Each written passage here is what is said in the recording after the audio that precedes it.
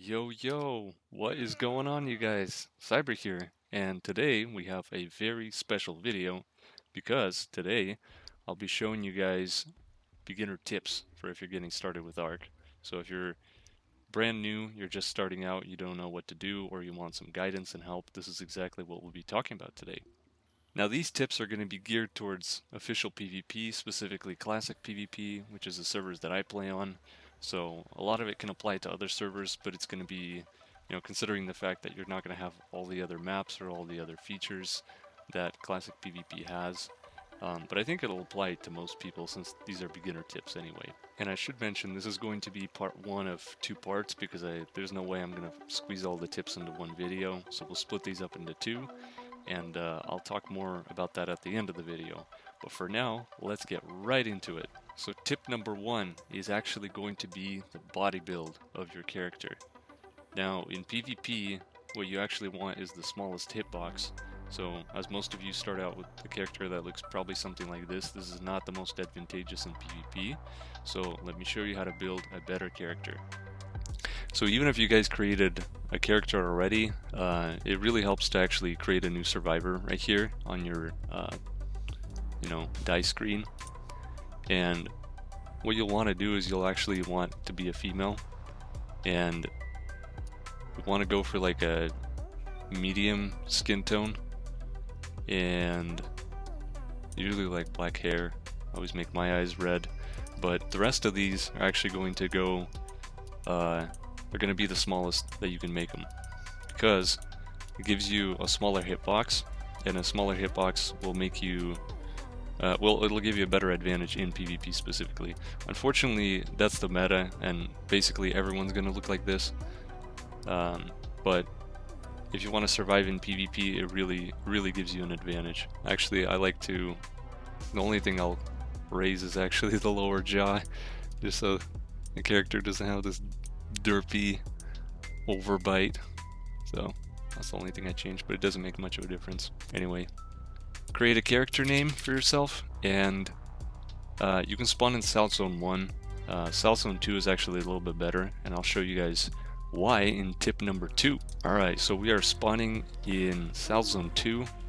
It'll look a little bit different for each of you. Basically, this is what the area looks like. You'll see this river, and that's very descriptive. But on the map, what you want to go towards is that little peninsula at the very bottom. There's a bay, and then the peninsula is actually made out of sand and rocks, and I'll show you what that looks like right now. Alright, so you guys will come up on this area. It's right here, just south of the bay, and basically the note is going to be right here.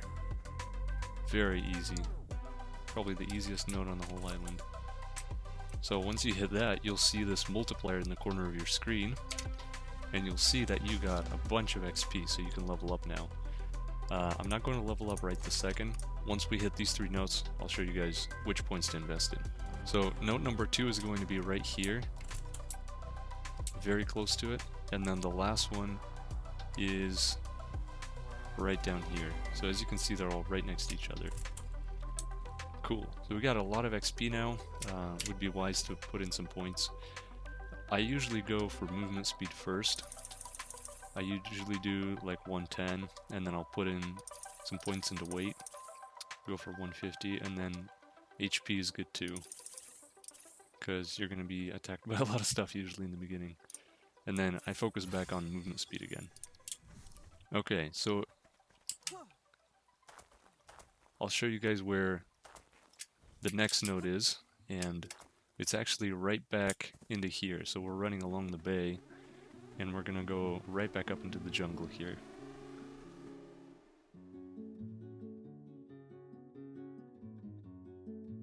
So once you get to this area, basically you just want to run across this little river, and then you go right up into the jungle. Pretty much right here. So you'll see a cliff on the left side, and then the node is right beneath this arch right here. Alright, there we go. I'm gonna go with I usually go for movement speed first, but a few points in a fortitude is good too.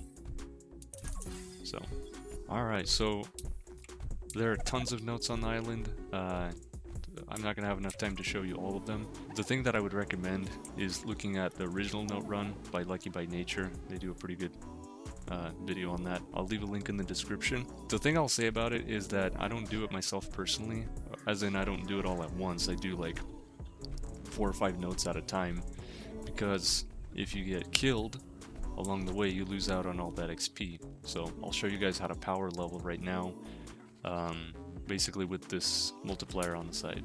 So what you'll want to do is you'll want to gather basically a bunch of resources. You know, get yourself a beginner's kit. Punch some trees.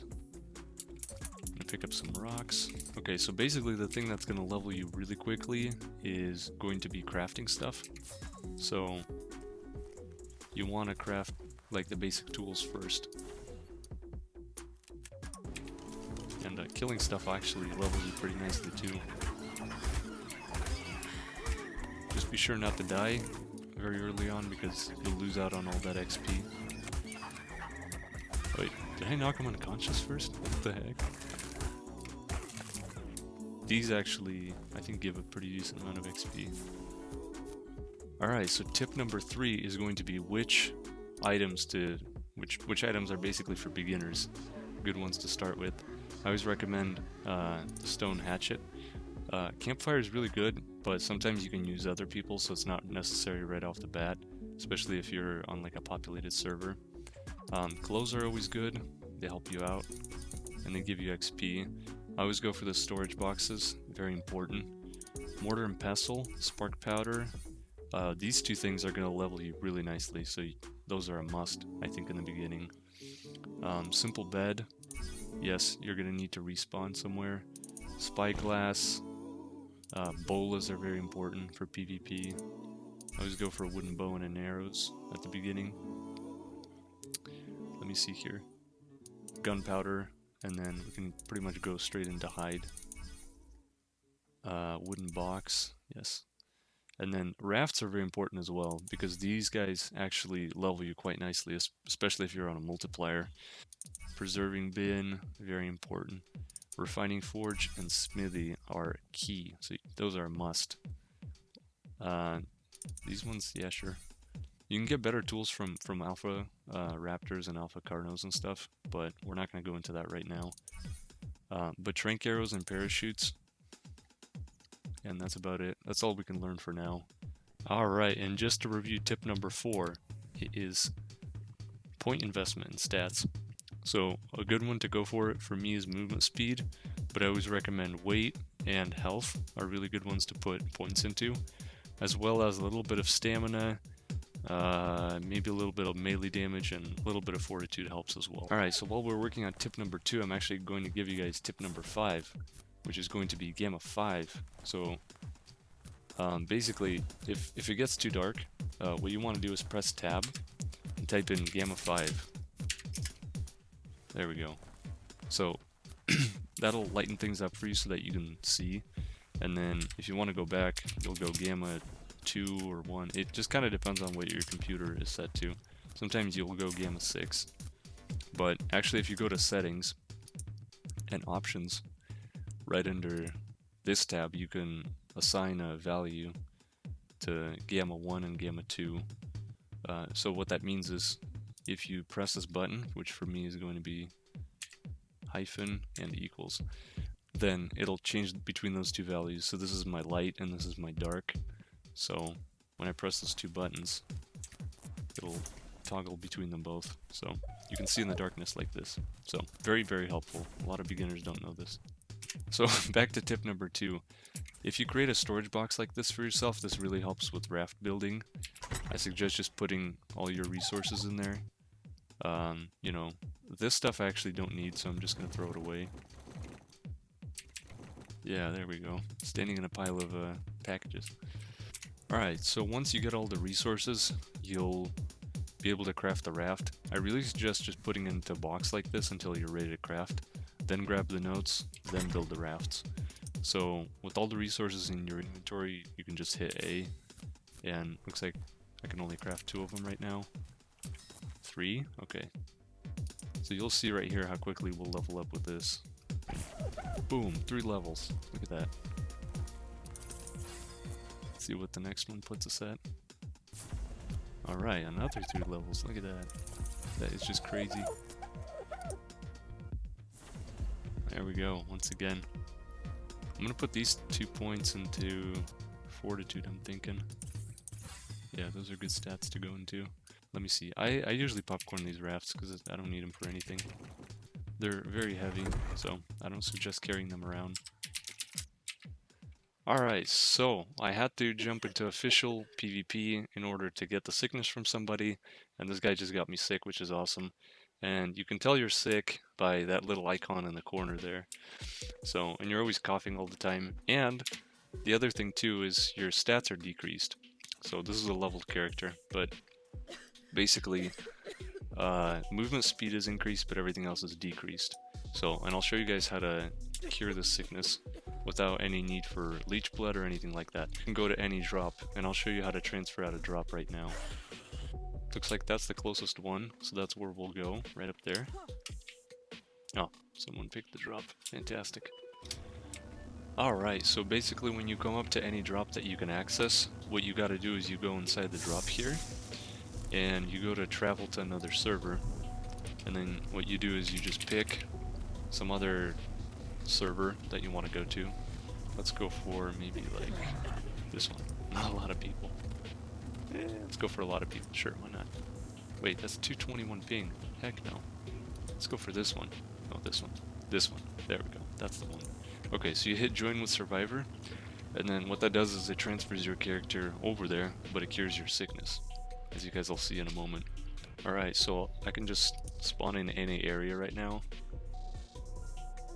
And as you can see, there's nothing in the corner of my screen except for that snowflake looking thing, and I'm completely cured of the disease. So that's how you do it. And in order to get back to your server, what you got to do is you just go to another drop and do the same thing basically. You can actually transfer out the obelisk, which I'll show you how to do right now. Alright, so basically once you're cured or you're trying to transfer in or out, if you go to any of these obelisks here, either the blue, the green, or the red, you can just go up to the terminal here, and it's the same thing. You go travel to another server, and then you go to whatever server you need to transfer back to. Alright, so tip number 7 is going to be about base building. This is a huge topic. I could make a whole video on this, and I probably will at some point, but right now I just want to give you guys some beginner tips about, best base building practices that'll help you, prevent getting raided and stuff like that. So, building on the beach is not very good. What you want to do is you want to really go into the forest and find yourself a hidden spot. And this is kind of relative, some spots are better than others. It's a really huge topic. It's hard to say where the best spot is, but basically the further inland you go, I think the better it is. That's helped me to, get raided less often. So let's say you found yourself a nice little spot like here somewhere, by a cliff, it's behind some trees. What you want to do is you don't want to mine out any of this. You want to leave the rocks and the trees and the bushes just as they are, because they'll provide cover for you. So, and you don't want to build your base too big either. And I'll show you guys what you can squeeze into a 1x2 base. So the first thing you do is you just put down a couple of foundations. And the door I think is going to be right here. And this is very important right here. These fence foundations. What you do is you grab one, and if you put it to the edge, you can see there's 2 snap points. You want to put it on an inner one, and then you will see that if I get a door frame, it'll snap to 2 different places. So what you can do is you can build a double entrance, like so.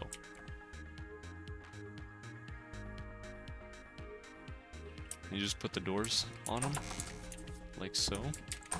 And as you can see, if someone's trying to raid you, they have 2 doors to get through instead of 1. Okay, so we'll put the walls on the rest of this. What was is that? Is there someone back here with me? Okay, whatever. Anyways, I'll show you guys all of that you can squeeze in here.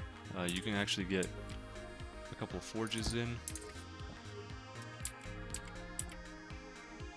the back like so. And then you can actually get a smithy in here as well. And you gotta do it backwards because of the weird hitbox. Actually snaps better this way. Alright. And then you can also plop down a bunch of beds. And with beds, you can actually just stack them on top of each other. So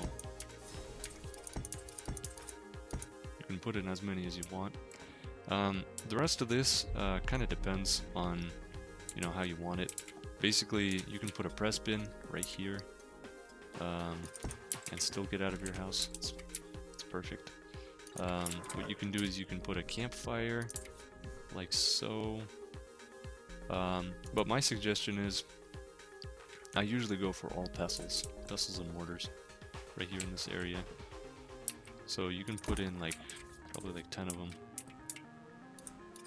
Actually, let me switch it to number 1 here. Okay, so you can actually put pestles inside of a bed so that they're less seen and you're using up the space very wisely.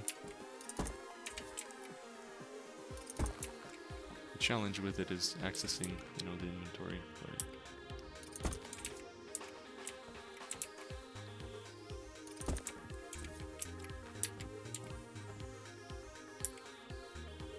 come on. Okay. So as you can see, we can squeeze in a lot of them. We got a lot of pestles here. This is probably like 10 of them. And each one has about 1, 2, 8, 9, 10, 11, 12. So there's like 12 slots. So that's a lot of storage space in just a 1x2.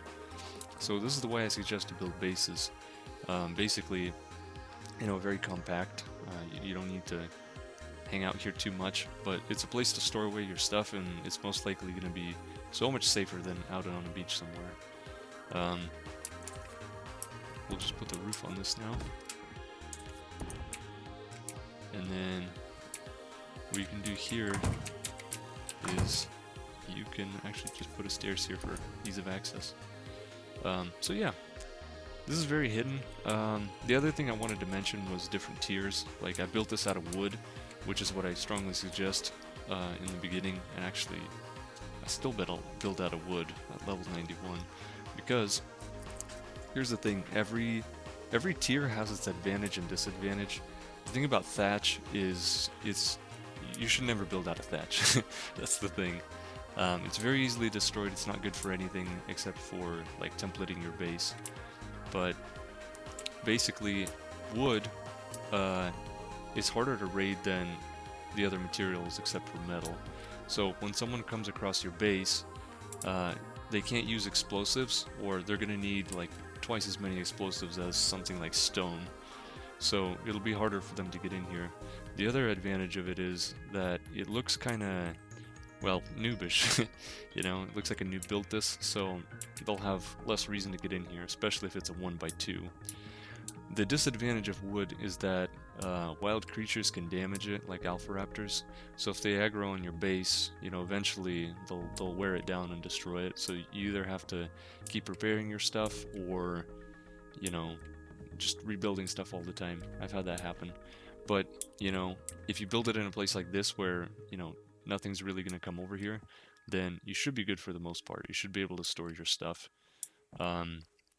So stone can't be damaged by wild creatures, but it can be more easily raided. It takes, you know, a few grenades to get through the door, and one piece of C4 will completely destroy your base. So if someone sees it, they'll probably raid it because it's stone. You know, it's a higher tier.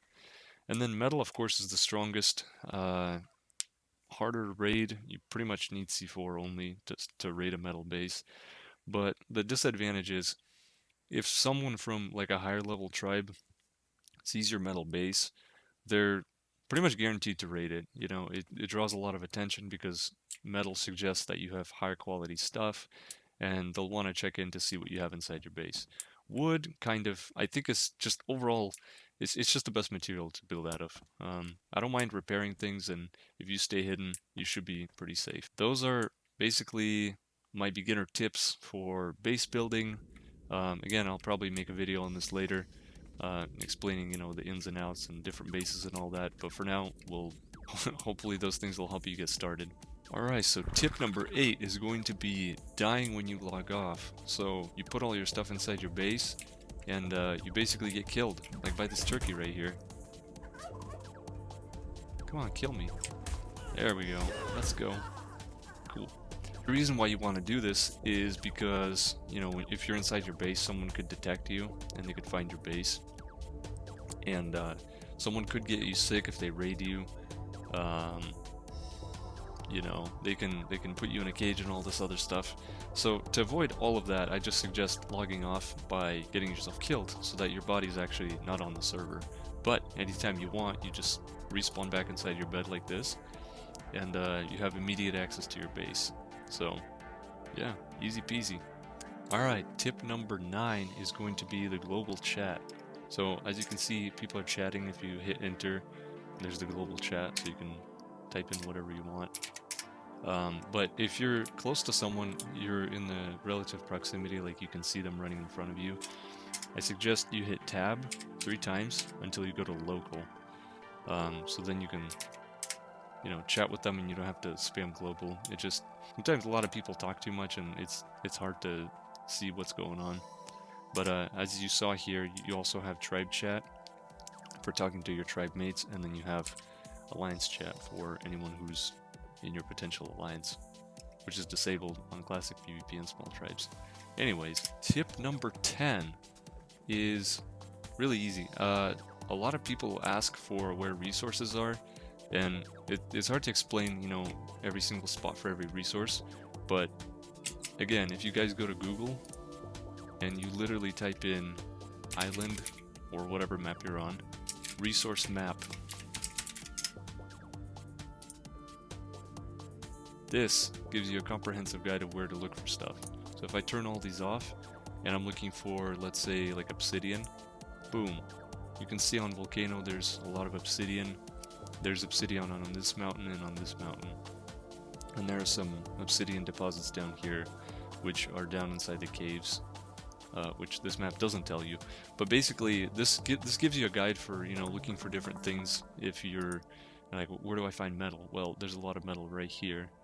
And this is down inside the cave again. So these 2 mountains right here are good for metal. This is where we started out right here. So yeah, I strongly suggest using this as a guide to help you explore and find resources instead of not knowing where to go and not knowing where to find stuff. So alright, tip number 11 is going to be K mode, and as you can see here, I'm looking away from my character. The way I do that is literally by pressing K. This is the thing that helps you look inside someone else's base. I hate to point this out, but you can literally go underground like this and you can see stuff, which I don't know why you can't do it in Ark, but you can.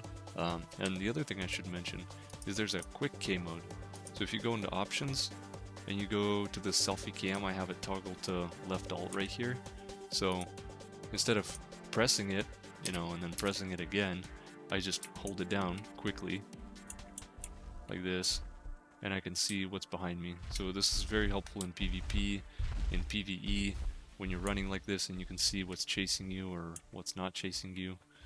So extremely helpful. So I hope you guys use this. So there you go. That's one way you can look around and help you be a little bit more aware of your surroundings. Okay, tip number 12 is going to be essential tames. Now once again, just like this resource map, if you go in here and you type in island spawn map, you can get a comprehensive guide on where creatures spawn. So for example, if I'm looking for a frog, it'll tell me right here. Where's the thingy for this? Basically, if it's like red and orange, they don't spawn here very often, and if it's green, it means they spawn here very often. So let's see, a beginning tame would be like iguanodon, for example. That's something I like to tame. So I can see here the areas that they spawn in, so I can go look for them in these areas. So extremely helpful. And in the next few tips, I'm going to talk about my tames that I think are the most helpful in Ark. So with that in mind, tip number 13 is going to be the Pteranodon. Extremely vital tame in Ark. And I'll be showing you guys how to tame that right now. Alright, so if we're looking for Pteranodons, we'll just go to the spawn map and we'll scroll down to where it says Pteranodon. And we can see that they spawn most commonly up here in this area, which is exactly where we're at. So we're gonna go look for some. Right down there. Alright, so here we are back in this area once again. We're gonna look for any level Pteranodon. I strongly suggest taming, you know, highest level ones with the best stats, but if you're beginning, it's not the most important thing. So there's actually one right down there. And it's very helpful to have a spyglass here so you can check its level. 50? Okay, we'll go for that. Alright, so he's up here, and very typical to lose your tames, but what you want to do is you want to wind up the bola and bole it, and then all you do is load up your tranks, shoot him right there in the head, and if it's a low level one, it'll knock out in one hit. Then you can get your bola back this way. For a low level one, it's going to be really bad stats, but that's okay. But basically the way you tame it is you'll put narcotics in him to help him stay asleep, and then you just put meat inside of him. Okay? Very simple. While my Pteranodon is getting killed over here, we are going to look for an Argent. So, as you can see according to the spawn map, they spawn in the redwoods, which is a good place to look for them, and then all along these areas. So we're going to go over there right now. Alright, the next essential tame for tip number 14 is going to be the Argent. This is absolutely essential for many different reasons.